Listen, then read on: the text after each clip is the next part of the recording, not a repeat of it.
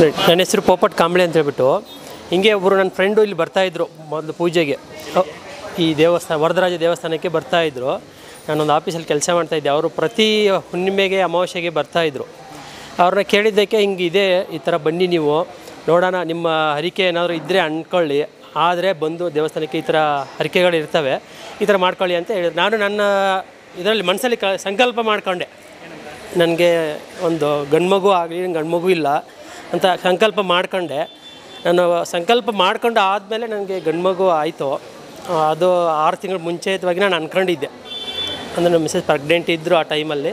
ಗಂಡು ಮಗು ಆದರೆ ನಾನು ಬಂದು ನಿಮ್ಮ ಹರಕೆ ತೀರಿಸ್ತೀನಿ ಅಂತ ಬೇಡ್ಕೊಂಡಿದ್ದೆ. ಹರಕೆ ಕೂಡ ಆಗಿದೆ, ಒಳ್ಳೆಯದಾಗುತ್ತೆ, ಖುಷಿಯಾಗಿದೆ.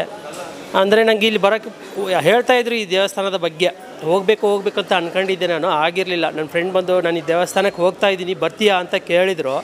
ಹಾಗಾಗಿ ನಾನು ಸರಿ ಆಯ್ತಪ್ಪ ಬರ್ತೀನಿ ಅಂತ ಬಂದು ನಾನು ಇಲ್ಲಿ ಬಂದು ಸಂಕಲ್ಪ ಮಾಡ್ಕೊಂಡು ಹೋದೆ ಅಷ್ಟೇ. ಹರಕೆ ನಾನು ಆ ಥರ ಇದೇನು ಮಾಡ್ಕೊಳ್ಳಿಲ್ಲ. ಫಸ್ಟು ಬಂದು ಹರಕೆ ನನಗೆ ಆದಮೇಲೆ ನಾನು ಬಂದು ನನ್ನ ಹರಕೆಯನ್ನು ತೀರಿಸ್ತಾ ಇದ್ದೀನಿ. ಇವಾಗ ಒಳ್ಳೆಯದಾಗುತ್ತೆ. ಬನ್ನಿ, ದೇವಸ್ಥಾನ ನೋಡಿ, ನಿಮಗೆ ಮನಸ್ಸಲ್ಲಿ ಕೂತ್ಕೊಂಡು ನೋಡ್ಕೊಳ್ಳಿ, ಸಂಕಲ್ಪ ಮಾಡ್ಕೊಳ್ಳಿ, ಹರಕೆಯನ್ನು ಹೊತ್ಕೊಂಡ್ರೆ ನಿಮಗೆ ಪಕ್ಕಾ ಸಕ್ಸಸ್ ಆಗುತ್ತೆ ಅಂತ ನಾನು ಹೇಳೋಕ್ಕೆ ಇಷ್ಟಪಡ್ತೀನಿ. ನನಗೆ 3 ಜನ ಹೆಣ್ಮಕ್ಳು, 3ನೇದು 4ನೇದು ಬೇಡ ಅಂತ ಹೇಳ್ತಾಯಿದ್ರು ಮನೆಯಲ್ಲಿ. ಇದೊಂದು ನೋಡೋಣ, ಹಿಂಗೆ ಸಂಕಲ್ಪ ಮಾಡ್ಕೊಂಡಿದ್ದೀನಿ, ನಾನು ಹರಕೆ ಹೊತ್ಕೊಂಡಿದ್ದೀನಿ ಗಂಡು ಮಗುಗೆ ಅಂತ ಹೇಳ್ಬಿಟ್ಟು ನಾನು ಇದು ಮಾಡ್ಕೊಂಡಿದ್ದಕ್ಕೆ ನಾನು ಗಂಡು ಮಗು ಆದಮೇಲೆ ಬಂದು ಹರಕೆ ತೀರಿಸ್ತಾ ಇರೋದು ಇವಾಗ ವರದರಾಜೇಶ್ವರ ದೇವಸ್ಥಾನ.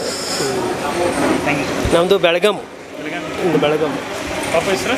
ಪಾಪ ಹೆಸರು ಮೇಘ್ಜಿತ್ ಅಂತ. ಖುಷಿಯಾಗಿದೆ.